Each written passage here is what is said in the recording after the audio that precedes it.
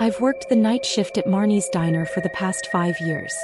It's an old, grease-stained 24-hour spot, the kind of place where truckers, insomniacs, and lost souls stumble in when the world is asleep. I liked the quiet that came after midnight, when the kitchen hummed softly, and only a couple of customers sat hunched in their booths, nursing coffee or waiting for a meal they barely had the appetite for. But something changed 2 weeks ago. That was when he first walked in, the midnight customer with no face. It was around 2:45 a.m., the diner nearly empty except for an old man in the back who had dozed off into his half-eaten pie. The bell above the door jingled softly and I turned to see a figure step inside. He, or it, was tall, wearing a dark coat that hung loose around its frame, the hood pulled up just enough to cast a shadow over the face. At first, I didn't think much of it. We got all kinds of people at odd hours. The man walked stiffly, his head slightly tilted, as if listening for something.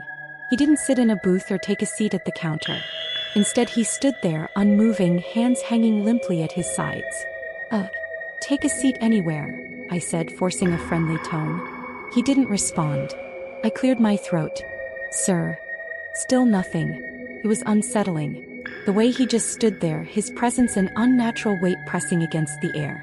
Then finally he moved, slowly, deliberately, toward the counter. That was when I saw it. Where his face should have been, there was only smooth, pale skin. No eyes, no nose, no mouth, just a blank expanse where human features should be. My breath caught in my throat. My mind scrambled for an explanation. A mask? A burn victim? A trick of the dim light? My fingers gripped the edge of the counter. "Can I, get you something?" Silence. The faceless man raised a single hand and placed it on the counter. Long fingers, unnaturally thin, stretched against the laminate surface. He tapped once, twice, 3 times. Pip, pip, pip. The rhythmic sound sent a shiver down my spine. Then, in a voice that barely sounded human, he spoke. "I'll have the special." His voice was wrong, distorted as if multiple voices whispered at once beneath the words. I forced a nod, heart pounding. "Coming right up." Turning to the kitchen window, I called out to the cook, Joe, who had been watching from the back with narrowed eyes. "One special." Joe hesitated. His expression told me he had seen the man, seen what was missing from his face. But without a word, he disappeared into the kitchen. I turned back to the customer. He hadn't moved. His head remained tilted slightly, as if listening to something I couldn't hear. The minutes stretched long. The only sounds were the low hum of the diner's fluorescent lights, the soft sizzle from the kitchen, and the faint tap, tap, tap of the faceless man's fingers against the counter. When Joe finally slid the plate through the window, I grabbed it with shaky hands. The diner's special was nothing fancy, just a stack of pancakes, eggs, and a side of bacon. I set the plate in front of the man. He didn't eat.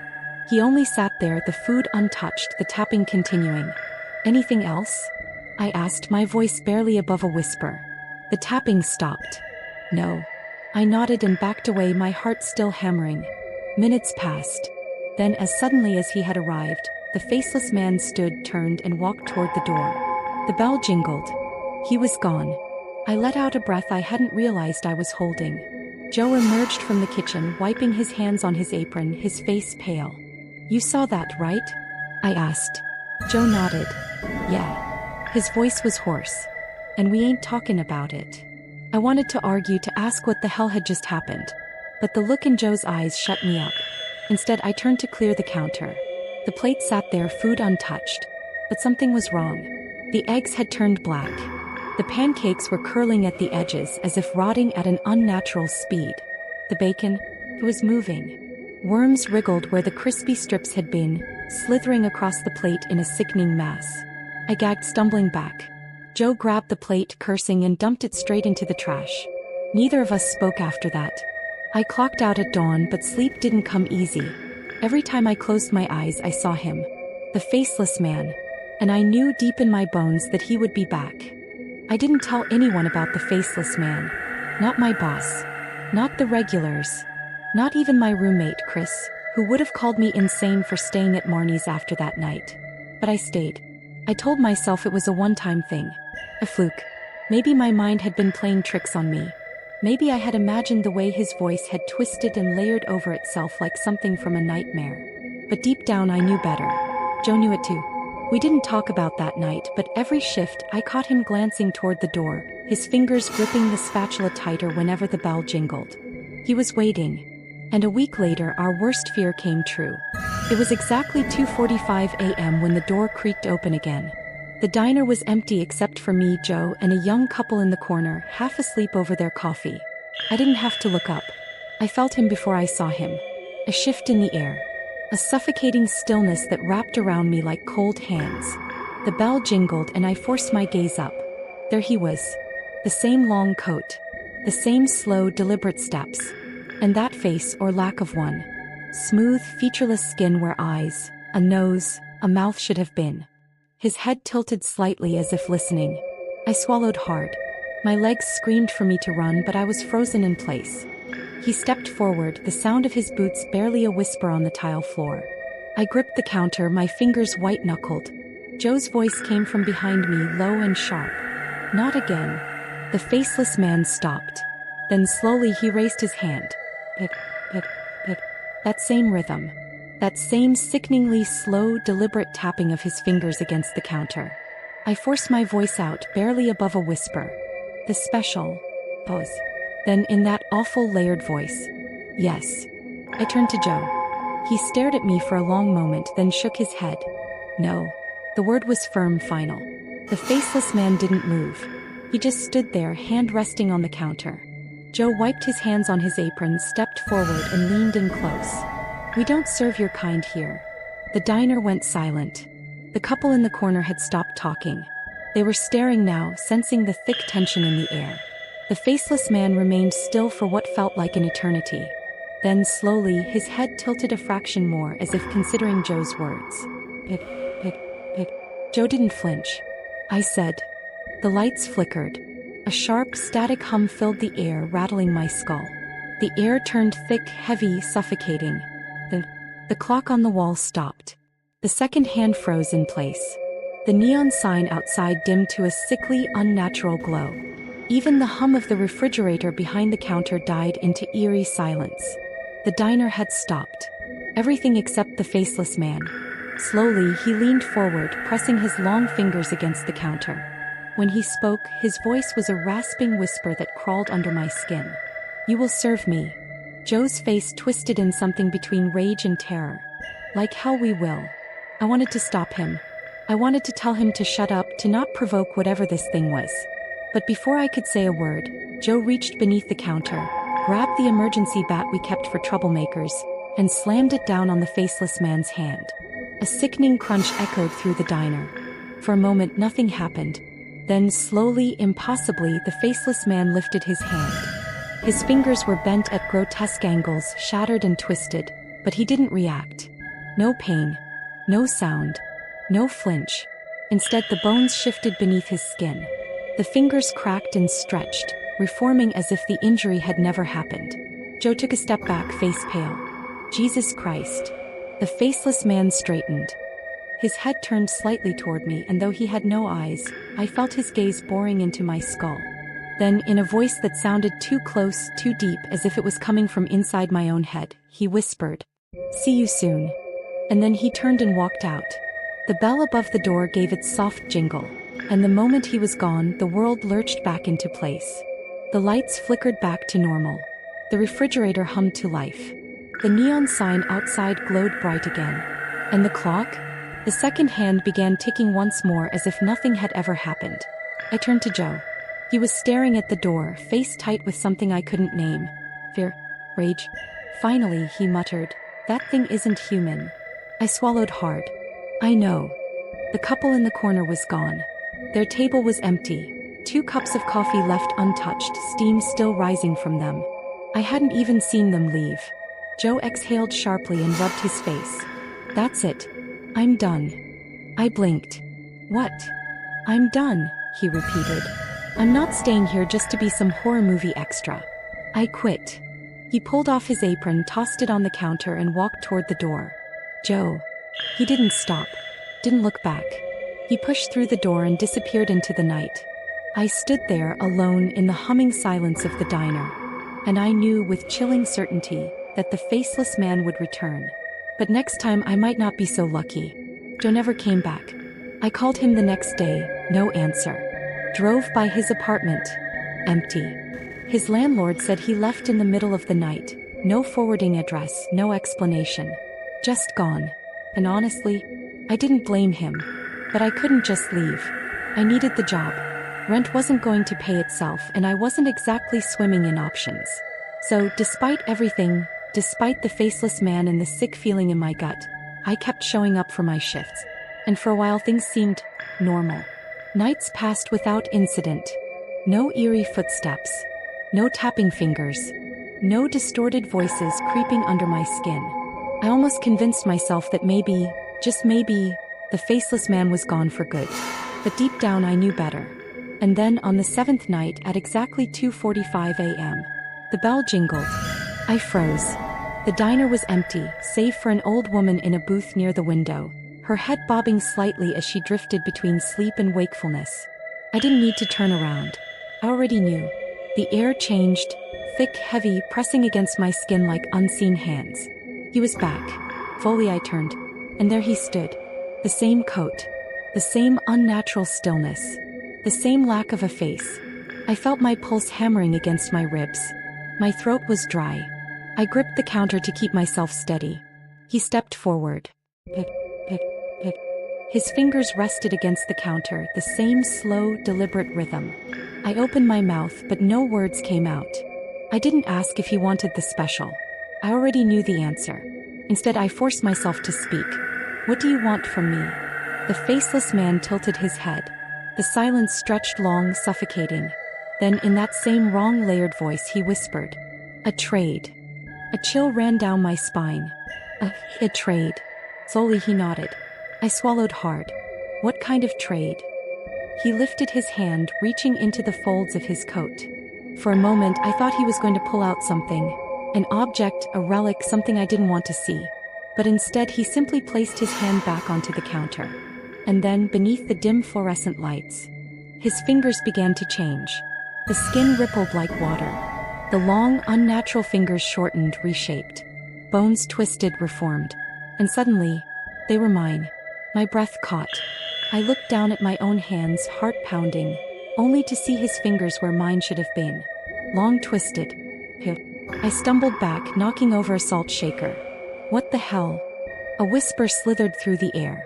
A trade. I stared at my hands, his hands, my mind screaming, my body frozen in horror. This isn't real. This isn't happening. But the faceless man simply stood there as if waiting for something. Waiting for me to accept. I clenched my jaw, forcing myself to focus. I don't want this. My voice was shaking. I don't want anything from you. The faceless man didn't move. Didn't react. Just stood there, silent and expectant. The weight of his presence pressed down on me, suffocating. My vision blurred at the edges.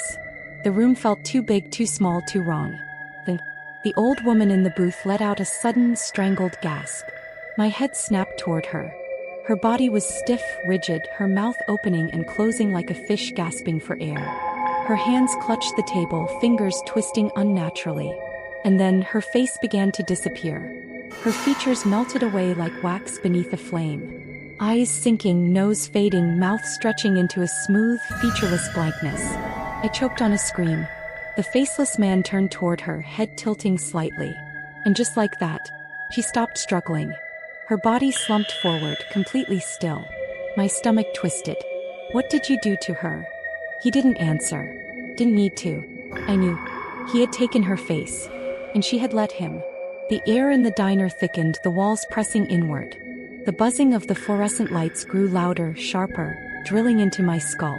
The bell jingled. And the faceless man was gone. The pressure in the air lifted instantly. The world snapped back into place as if nothing had ever happened. The old woman sat still, her head resting against the table. Her breath was shallow but steady. I stepped toward her, my pulse hammering. "Ma'am." No response. I reached out, hesitated, then gently shook her shoulder. She stirred. Slowly, too slowly, she lifted her head. My stomach dropped. Her face was back. But it was wrong. Her features were off, slightly misplaced, as if they had been put together by someone who had only a vague idea of what a human face should look like. Her eyes were too close together. Her lips stretched too wide. Her nose set just a little too low. And when she blinked, her pupils flickered, like static on an old TV screen. A chill crawled up my spine. She looked at me, through me. Then with a slow mechanical motion she slid out of the booth, turned and walked out the door. I stood there, frozen, my entire body numb. The bell jingled softly behind her. And then, silence. I don't know how long I stood there.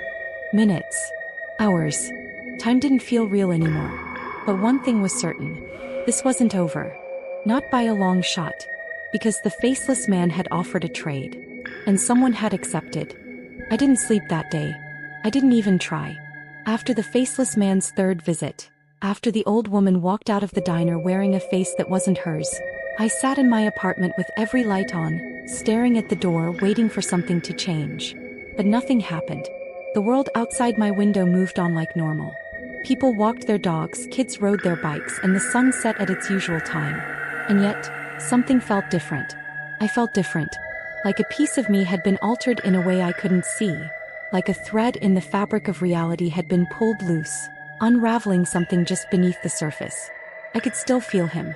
Not in the way you remember a person's presence after they leave a room, but in a way that made my skin itch. Like the hum of an electric current running just beneath my flesh. And I knew. He wasn't done with me yet. That night, I clocked in for my shift at Marnie's like nothing had happened. I don't know why. Maybe I wanted answers. Maybe I was too stubborn to run. Maybe some part of me already understood that leaving wouldn't change anything. Either way, at exactly 2:45 a.m., the bell jingled. I didn't turn around. I didn't have to. I felt it instantly. The air shifted, heavy and stagnant, pressing into my lungs like thick, wet cloth. He was here. A slow, deliberate tap sounded against the counter. Pick, pick, pick. I forced my head up. There he stood just like before.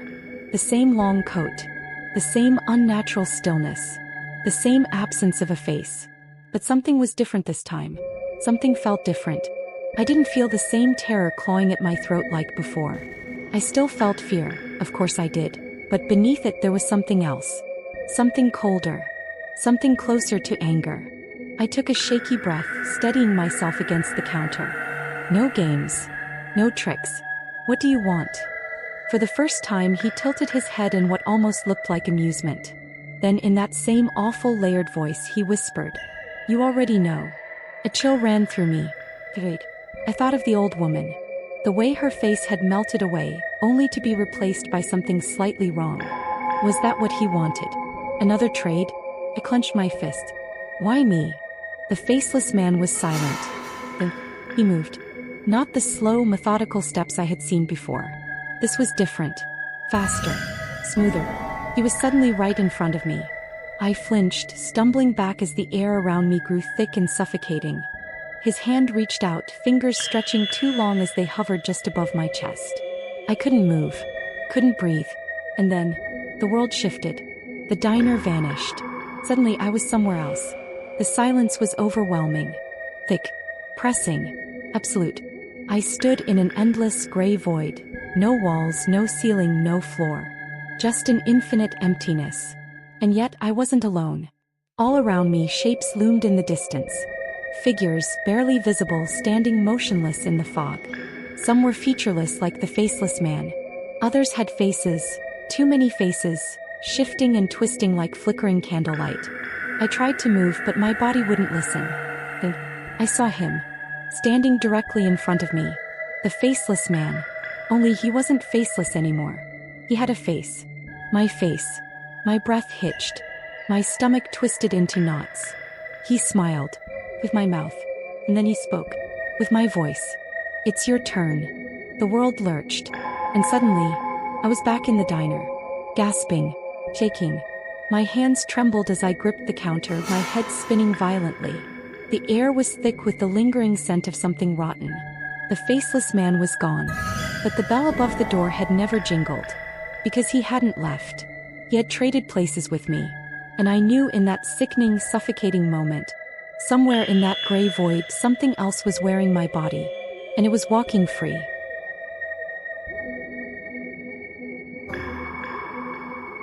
I didn't move. I didn't breathe.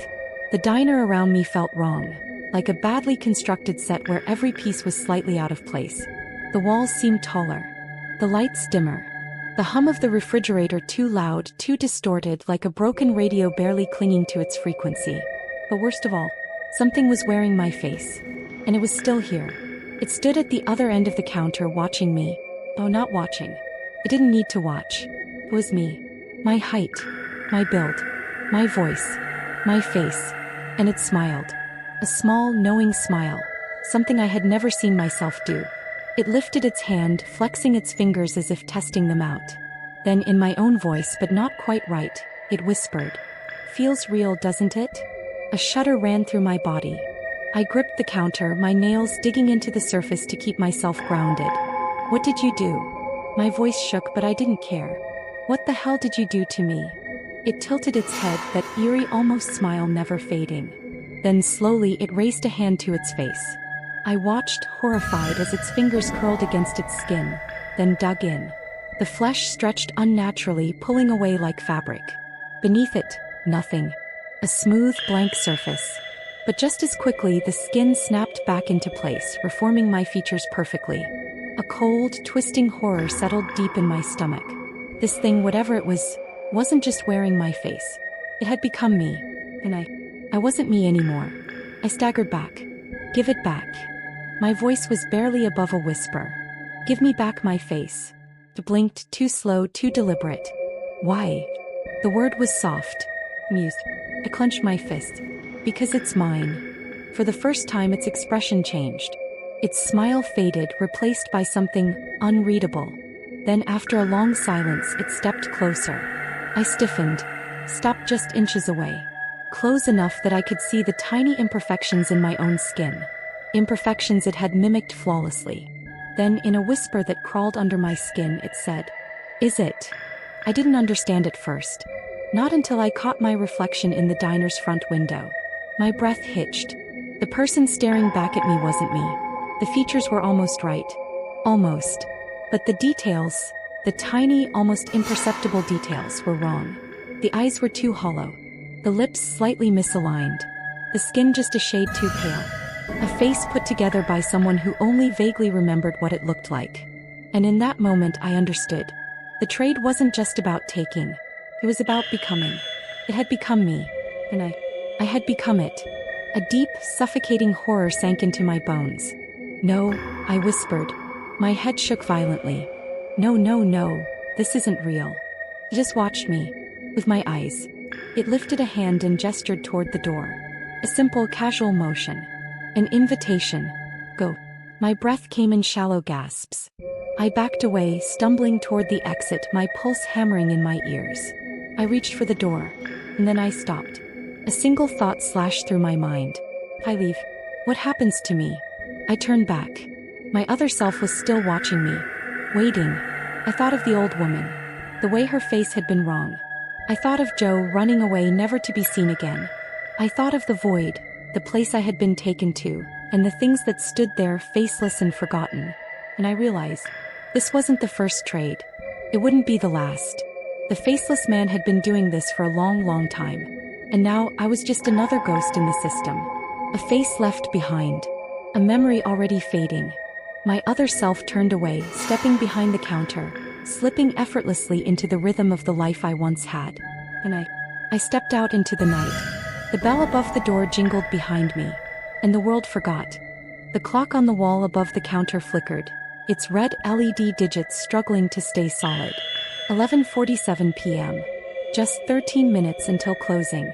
The diner was nearly empty, save for a lone trucker nursing his third cup of coffee and a teenage couple sharing a plate of half-eaten fries in the farthest booth.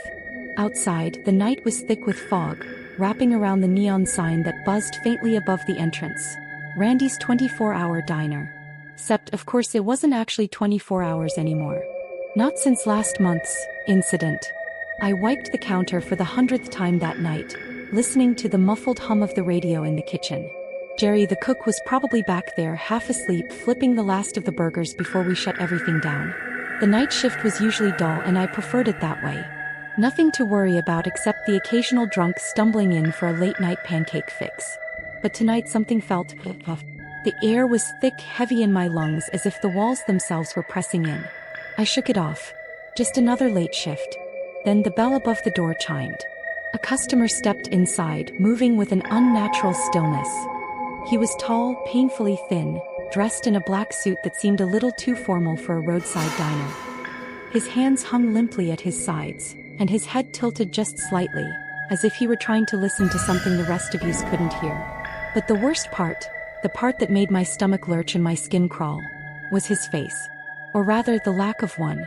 There were no eyes, no nose, no mouth. Just smooth, featureless skin where a face should have been, stretching impossibly across his skull. My breath caught in my throat. The trucker, too, had noticed, his grip tightening around his coffee cup. The couple in the booth had frozen mid-chew, the girl's fork trembling slightly in her grasp. The faceless man stepped forward, his movement eerily soundless. A shiver ran down my spine. I didn't want to speak, but something in me, some deep primal instinct, forced the words out. Welcome to Randy's. Can I get you something? Silence. The faceless man tilted his head further, as if considering the question. Then, impossibly, I heard something. A voice. But it wasn't coming from him. It was inside my head, whispering, smooth and cold as ice. Coffee.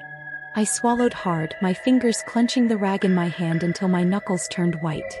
The voice wasn't loud, wasn't forceful. But there was something wrong about it. Something that slithered into my brain and settled there like a sickness. The trucker cleared his throat, pushing his cup forward. You can have mine, buddy. The faceless man turned his head toward him, and in that moment, I saw the trucker's face go slack, his eyes widening in sheer, unfiltered horror. He opened his mouth as if to scream, but no sound came out. Instead, he went rigid, his body shaking, then still. A moment later, he slumped forward, face down on the counter. Dead. A strangled gasp came from the booth. The teenage girl clapped a hand over her mouth, her eyes welling with tears. Her boyfriend grabbed her wrist, pulling her closer as if shielding her would somehow keep them safe. My own breath came in sharp, shallow gasps. My mind screamed at me to run, to bolt out the door and never look back. But my legs were locked in place, frozen in fear. The faceless man turned back to me, his head tilting once more as if studying my reaction. Another whisper slithered into my mind. Coffee. I stumbled backward, my hands fumbling for the pot behind me. The glass clattered against the counter, my shaking fingers barely able to hold onto it as I poured a cup. The coffee sloshed over the rim, scalding my wrist, but I hardly noticed. I pushed the cup forward, my body stiff as I forced myself to breathe. The faceless man reached out with long, bony fingers, wrapping them around the cup. He lifted it, the liquid vanishing into his featureless face as if absorbed into his skin. A low hum filled the air, vibrating against my skull, deep and droning, like the distant echo of a long-forgotten song. Then, as suddenly as he had arrived, he turned. The bell above the door jingled softly, and he was gone, swallowed by the fog outside. Silence stretched across the diner. Then a scream. The girl in the booth was pointing, her whole body shaking. I followed her gaze to the trucker, still slumped on the counter. But he wasn't dead. Not anymore. Slowly, painfully, he lifted his head. And where his face had once been, there was nothing at all. The following night, I arrived for my shift at the diner with a heavy sense of dread curling in my stomach. The rational part of my mind told me that I had imagined the faceless customer, that it was just a trick of the dim lighting or my own fatigue. But deep inside, I knew better. The diner felt different now, as if some invisible force had settled over it, watching, waiting. Even my coworker, Danny, seemed on edge. He kept glancing at the door, drumming his fingers nervously against the counter. You okay, man? I asked, trying to sound casual. Danny hesitated before answering. Just weird vibes tonight. Feels like someone's been watching me since I got here. I nodded, understanding all too well. The first few hours of my shift passed uneventfully. A couple of truckers stopped in for coffee, an elderly man ordered a slice of pie, and a group of teenagers occupied a corner booth, laughing too loudly. For a moment, I almost convinced myself that last night had been nothing more than a bad dream. But then, at exactly midnight, the doorbell jingled. And he walked in again. The same black coat, the same unnatural stillness to his movements. My breath caught in my throat as my eyes traveled up to his face. Or where his face should have been. Nothing. Just smooth, featureless skin. Danny let out a sharp breath behind me. He saw it too. I wasn't crazy. The diner fell silent. The teenagers stopped talking. The old man with the pie turned to look. Everyone felt it. An unnatural presence that made the air thick with tension. The faceless man glided to the counter and sat in the exact same stool as the night before. He folded his hands neatly in front of him as if waiting. I swallowed hard. My voice shook as I asked, "See, can I get you something?" Silence. Danny gripped my arm. "Dude, what the hell is this?" he whispered, his voice barely audible. I didn't know how to answer. My heart hammered in my chest as I forced myself to stay put, to not run out the door screaming. Then slowly, the faceless man raised his hand and pointed at the coffee pot. I moved on instinct, grabbing the pot with trembling hands and pouring a cup. I slid it across the counter. He didn't drink. He just sat there, motionless, his head tilted slightly as if listening to something the rest of us couldn't hear. The tension in the diner was unbearable. The teenagers were whispering frantically. The old man had pushed his plate away, his face pale. And then, just as suddenly as he arrived, the faceless man stood up. He turned, walked to the door and stepped outside into the cold night. For a long time no one spoke. Danny was the first to break the silence. "Dude, we need to call the cops." I wanted to agree, but what would we even say? That a faceless man walked into our diner and ordered coffee? Before I could answer, the old man at the corner table cleared his throat. "You boys should be careful," he said. His voice was gravelly, filled with something that sounded dangerously close to fear. Danny and I turned to look at him. "You recognize him?" I asked. The old man nodded slowly. "I've seen him before. A long time ago. Back when this town was different." Danny frowned. "What do you mean?" The old man hesitated before leaning in closer. "That thing, it's not a man. Something else. And if it's come back..." His voice trailed off and he shuddered. A chill ran down my spine. Outside, the street was empty. But the air felt charged, electric with unseen energy. I had a terrible feeling that this wasn't over. That he would be back. And next time he wouldn't just be ordering coffee. Sleep didn't come easy after that second encounter. Every time I closed my eyes, I saw him, sitting at the counter, motionless, faceless. The way he tilted his head as if listening to something I couldn't hear, sent chills through me. I showed up at the diner the next night, exhausted and running on caffeine, but Danny wasn't there. Instead, our manager Carl stood behind the counter, wiping down a glass. He was a heavy-set man with a permanent scowl and a thick mustache that twitched when he was irritated, which was always. "Where's Danny?" I asked. Carl sighed. "Called in sick. Said he wasn't feeling right."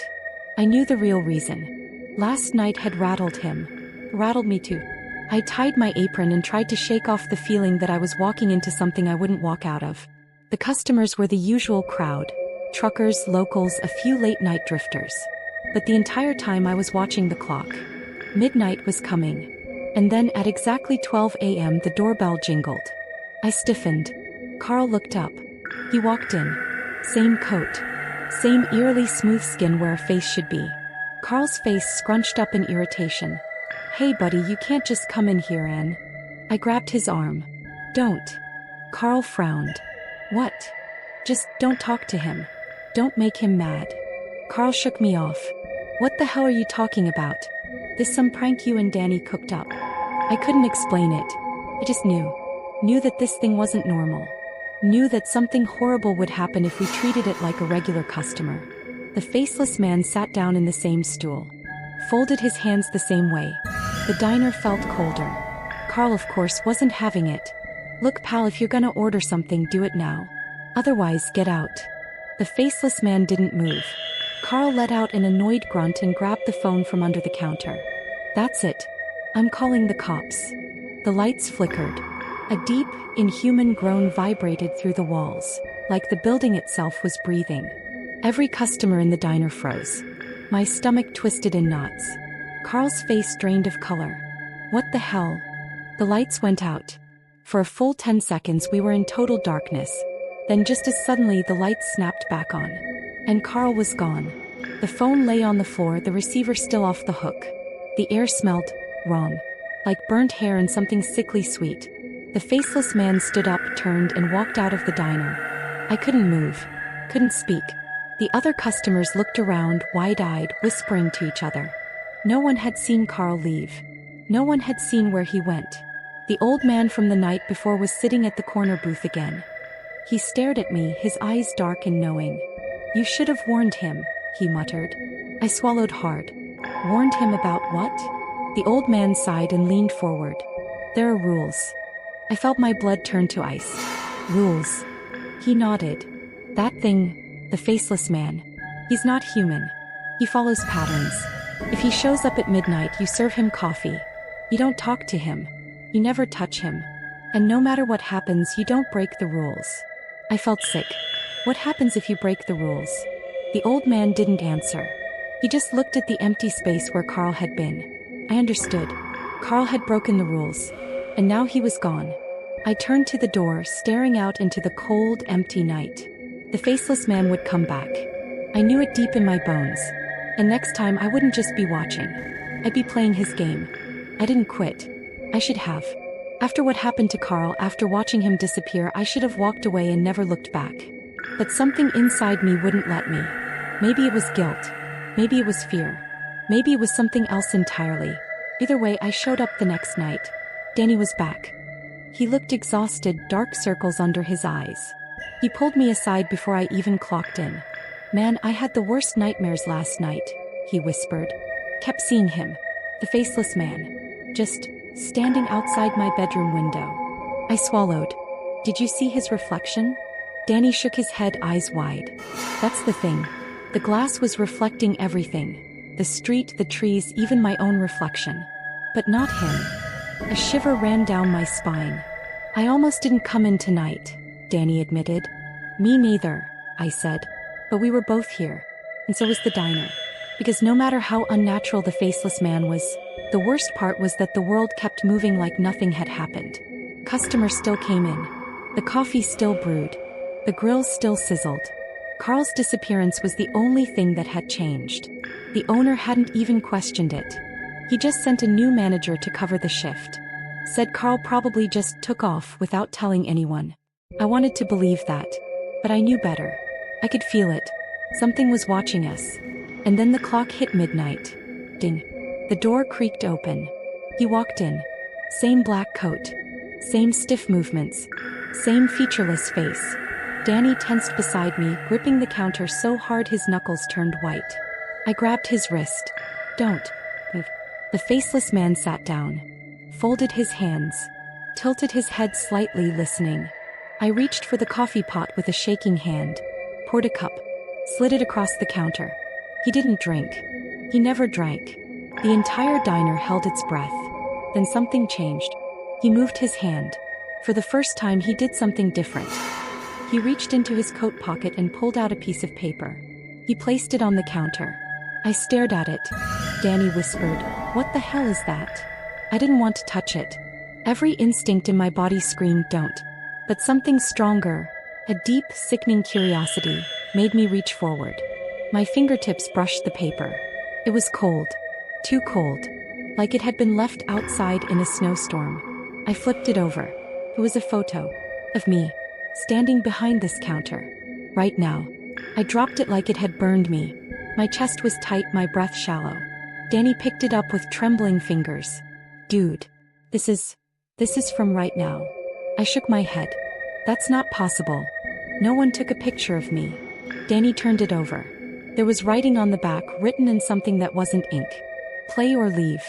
The Faceless Man tilted his head further. Waiting. I felt it then, something shifting in the air. The diner wasn't just a diner anymore. It was a game board. And we had just become the players. The diner wasn't just a place anymore. It was a trap. A game board. And somehow I had become part of it. The photo in my hands felt heavier than it should have, like it carried a weight beyond its physical form. Play or leave. The words bled into my mind over and over. I looked up at the Faceless Man. He was still, his head tilted as if waiting for my move. Danny grabbed my arm. His grip was ice cold. "Dude, we have to get out of here." But I knew that wasn't an option. Not anymore. The door was open, but I had the sickening feeling that if we stepped through it, we wouldn't find the outside world. We'd find something else. Something worse. I turned back to the Faceless Man. My fingers clenched around the photo. What happens if I don't play? The lights flickered. A low, guttural groan rumbled through the diner, like the earth itself was breathing. Then movement. The Faceless Man shifted, not like a human but like something forcing itself into a human shape. His head jerked toward me in unnatural, twitching motions. The message was clear. I was already playing. Danny was shaking. What do we do? What's the game? The old man at the corner booth coughed. He had been watching us the whole time, his tired eyes filled with something between pity and regret. You don't pick the game, he murmured. He does. I swallowed hard. Then what's my turn? The Faceless Man raised his hand. He pointed to the kitchen door. My stomach dropped. That door led to the back room, the storage area, the walk-in freezer. I had been in there 1,000 times before. But I knew, if I stepped in there now it wouldn't be the same place. Danny shook his head violently. No way, man. No way. This is insane. But I was already moving. I didn't want to, but my legs carried me forward. The Faceless Man stood up. Danny grabbed at me but I shrugged him off. My body wasn't my own anymore. The game had started, and I had no choice but to see it through. I pushed the kitchen door open. Darkness. Not just the absence of light. A void. A blackness so deep it felt like it was pulling me forward. And then, something stepped out. It wasn't the Faceless Man. It was me. A perfect copy. Same uniform. Same tired eyes. Same terrified expression. But my copy, it was smiling. A wide, grotesque, unnatural grin. Danny screamed. The old man muttered, God help you. The Faceless Man lowered his hand. I understood. This was the game. One of us would leave the diner. Me. Or the thing wearing my face. My copy took a step forward, still grinning. It was my move. Final move. I reached into my pocket, fingers curling around my last hope. A lighter. The Faceless Man didn't react. But my copy did. Its smile twitched. I took a slow step back toward the counter. Toward the coffee pot. You want my life? I whispered. Then have it. And I threw the lighter. The flames roared to life, catching on the counter, on the coffee, on the grease-stained walls. The Faceless Man tilted his head. The fire spread unnaturally fast, swallowing everything. I heard a scream, my own voice, but it wasn't me. The copy writhed, its skin bubbling, its smile stretching into something inhuman. It reached for me but the flames swallowed it whole. Danny grabbed my arm. Go. We ran. I didn't look back. The diner burned. The last move. The fire department called it an accident. An electrical issue. No bodies were found. No record of Carl. No trace of the Faceless Man. Danny quit town the next day. He left a voicemail before he went. I saw him last night. Outside my apartment. I'm leaving before he decides to play again. I wanted to do the same. But I couldn't. Because I know the truth. The Faceless Man isn't gone. The game isn't over. And the next time I hear the diner door chime at midnight, I know it'll be my turn again.